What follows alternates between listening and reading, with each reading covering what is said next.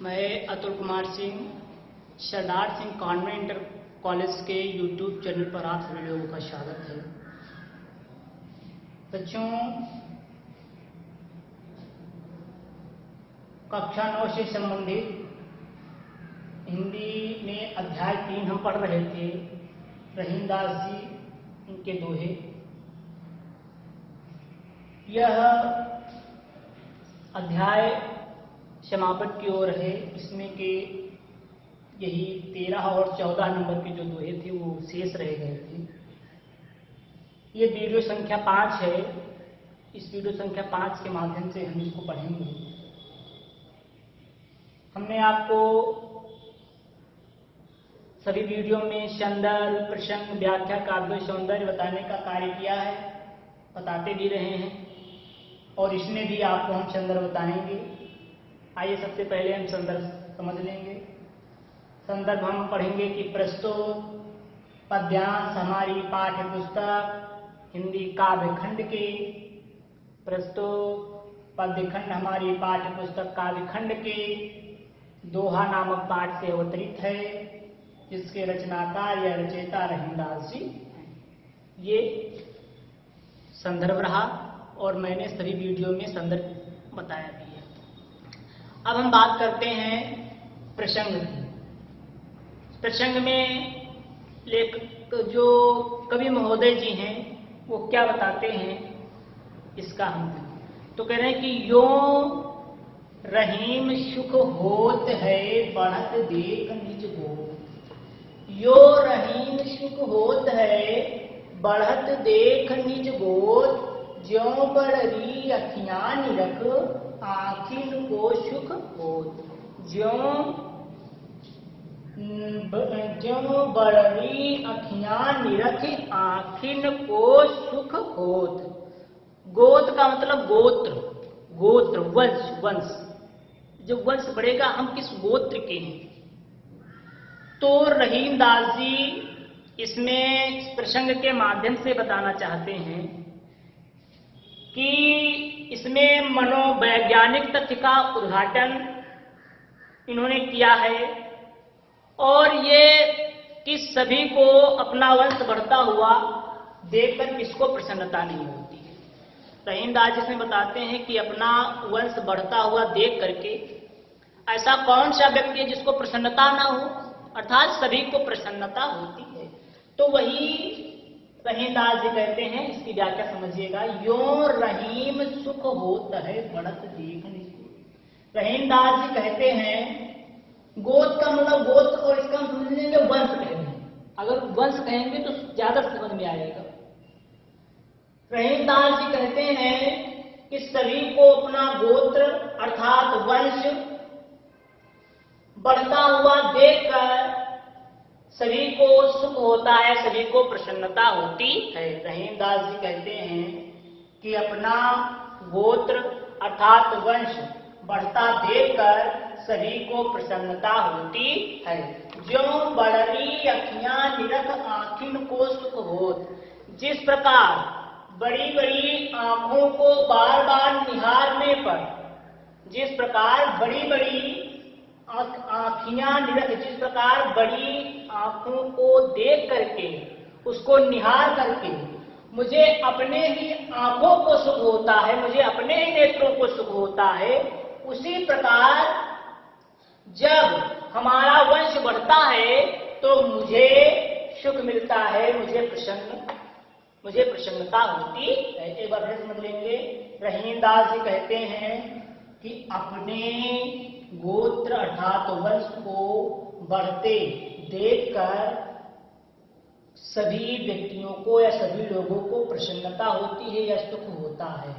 जिस प्रकार बड़ी आँखों को निहारने पर, बड़ी बड़ी आंखों को देखने पर अपने ही नेत्र को सुख मिलता है, उसी प्रकार बढ़ते वंश को देख करके लोगों को प्रसन्नता होती है। अब इसका हम काव्यगत सौंदर्य देख लेंगे। काव्यगत सौंदर्य में सबसे पहले तो हम बता दें आपको कि इसमें जो रस है वो शांत है, दोहा छंद है, प्रसाद गुण है, अनुप्रास एवं दृष्टांत अलंकार है। अनुप्रास एवं ताता की कई बार आवृत्ति हुई, इसलिए अनुप्रास अलंकार इसमें है। और जो भाषा है वो प्रवाहपूर्ण ब्रज भाषा है। कौन सी भाषा है? प्रवाहपूर्ण ब्रज भाषा है। और सत्य जो है इसमें अविधा एवं लक्षणा है। सत्य जो है इसमें अविधा एवं लक्षणा है। रहीमदास जी विशेष में क्या बताना चाहते हैं ये भी देख लेंगे। अपने वंश को बढ़ता हुआ देखकर हर व्यक्ति प्रसन्न होता है। रहीमदास जी इसमें यही बताना चाहते हैं कि अपने परिवार को या अपने वंश को बढ़ता देख करके, आगे क्षेत्र में बढ़ता हुआ देख करके, अपने परिवार या अपने वंश को देख करके रहीमदास जी बताते हैं कि सभी व्यक्तियों को, सभी लोगों की प्रसन्नता होती है। वो जिस क्षेत्र में आगे बढ़ता जाता है तो वो अपने कार्यों को, अपने लक्ष्य को लेकर के आगे बढ़ता है, तो इसी चीज को, इसी वंश को देख करके हमें प्रसन्नता होती है। रहीमदास जी इस भाव शाम में यही कहना चाहते हैं। अब देखिए, कह रहीमन ओछे नरन थे तजो वैर अल्पीत और काटे चाटे स्वान के दोहू भात विपरीत। दोहू भात विपरीत।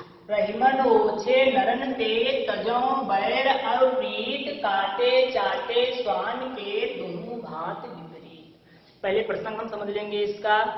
रहीमदास जी इसमें यह बताते हैं, प्रस्तुत दोहे में रहीमदास जी नीच व्यक्ति की मित्रता और दुष्टता, नीच व्यक्ति की मित्रता और दुष्टता, ये सज्जन व्यक्ति के लिए दोनों प्रकार से कष्टदायक होगी। यदि नीच व्यक्ति जो है उसकी अगर मित्रता है तब भी कष्टकारक है सज्जन व्यक्ति के लिए, और अगर दुष्टता है तब भी सज्जन व्यक्ति के लिए कष्टकारक है। तो इस माध्यम से, इस प्रसंग के माध्यम से जो कवि महोदय हैं वो नीच व्यक्ति की दुष्टता और मित्रता दोनों कष्ट कारक बताने का कार्य करते हैं, निरूपित करने का कार्य करते हैं। अब आइए हम देख लेते हैं। रहीमन ओछे नरन पे तजो वैर अल्पीत। ओछे का मतलब नीच। रहीमदास जी कहते हैं कि रहीमदास जी कहते हैं कि नीच व्यक्ति से हमें प्रेम नहीं करना चाहिए, हमें व्यवहार नहीं करना चाहिए। रहीमदास जी कहते हैं कि नीच व्यक्ति से हमें प्रेम नहीं करना चाहिए, हमें व्यवहार नहीं करना चाहिए। और तजो वैर अल्पीत, तजो वैर अल्पीत, तो नीच व्यक्ति से हमें कबीर रहीमदास जी बताते हैं कि हमें नीच व्यक्ति से ना तो व्यवहार ही करना चाहिए और ना ही बैर करना चाहिए। ना ही व्यवहार या प्रेम करना चाहिए और ना ही हमें बैर करना चाहिए। क्यों नहीं करना चाहिए? उदाहरण के समांतर बताएं करे, काटे चाटे स्वान के दोनों भात विपरीत। कुत्ते से बैर करने पर वह काटता है और प्रेम करने पर चाटता है। कुत्ते से प्रेम करने पर वह चाटता है और बैर करने पर काटता है। दोनों ही प्रकार से मनुष्य के लिए क्या है? कष्टदायक है। तो वही रहीमदास जी बताते हैं, कैसे समझ लेंगे।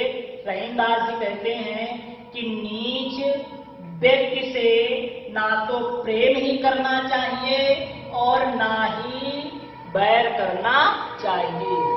जिस प्रकार कुत्ते के काटने, कुत्ते से बैर करने पर वह काटता है और उससे प्रेम करने पर वह चाटता है, मनुष्य के लिए या व्यक्ति के लिए वो दोनों प्रकार से कष्टकारक या कष्टदायक है। ये रहीमदास जी अंतिम दोहों में बताना चाहते हैं कि मनुष्य के लिए जो नीच व्यक्ति होते हैं वो चाहे मित्रता करें या दुष्टता करें, वो दोनों प्रकार से मनुष्य के लिए क्या होता है? कष्टकारक होता है। तो इस प्रकार से मैंने आपको ये बताया। इसमें भी आप समझ लेंगे कि इसमें दोहा छंद है, प्रसाद गुण है, शांत रस है और जो अलंकार है वो इसमें अनुप्रास एवं दृष्टांत ही है, अभिधान रक्षणा सत्य है। विशेष यह है कि हमें नीच व्यक्ति से क्या सदैव दूरी बना करके रहना चाहिए। हमें नीच व्यक्ति से क्या करना चाहिए, सदैव दूरी बना करके रखना चाहिए। एक बार हम इसको फिर से थोड़ा क्रम में समझ लेंगे। रहीमदास जी कहते हैं कि अपने वंश को, या गोत्र मतलब गोत्र होता है, तो अपने गोत्र अर्थात वंश को बढ़ते देखकर सभी व्यक्तियों को, सभी लोगों को प्रसन्नता होती है, सभी लोगों को सुख होता है। जिस प्रकार बड़ी अखियां निरख, अपनी ही बड़ी अखियों को देख करके, निहार करके लोगों के नेत्रों को सुख होता है, उसी प्रकार बढ़ते वंश को भी देख करके लोगों को प्रसन्नता होती है। रहीमन ऊंचे नरंते तजो बैरती, रहीमदास जी कहते हैं कि नीच व्यक्ति से ना तो प्रेम करना चाहिए और ना ही बैर करना चाहिए, अर्थात इन्हें क्या कर लेना चाहिए, त्याग लेना चाहिए। क्योंकि कुत्ते, उदाहरण बताते हैं, कुत्ते के से प्रेम करने पर वह चाटता है और बैर करने पर वह काटता है। दुहु भांत विपरीत, मनुष्य के लिए दोनों भांत से वह कष्टकारक होता है। इसलिए हमें ऐसे लोगों को क्या कर देना चाहिए, त्याग देना चाहिए। तो बच्चों, मैंने आपको 13 और 14 क्रम में जो दोहे थे उसको भी पढ़ा दिया। इस प्रकार से रहीमदास जी का जो ये अध्याय होता है ये समाप्त हो जाता है। और अब आगे आपको अगला अध्याय पढ़ाया जाएगा। मुझे आशा भी है, उम्मीद भी है कि आपको ये समझ में आया होगा और आपको इसको अच्छी तरीके से पढ़ना है, एक एक इसके भावार्थ को समझना है, काव्य सौंदर्य में क्या बताया गया इस पर विशेष ध्यान देना है। धन्यवाद।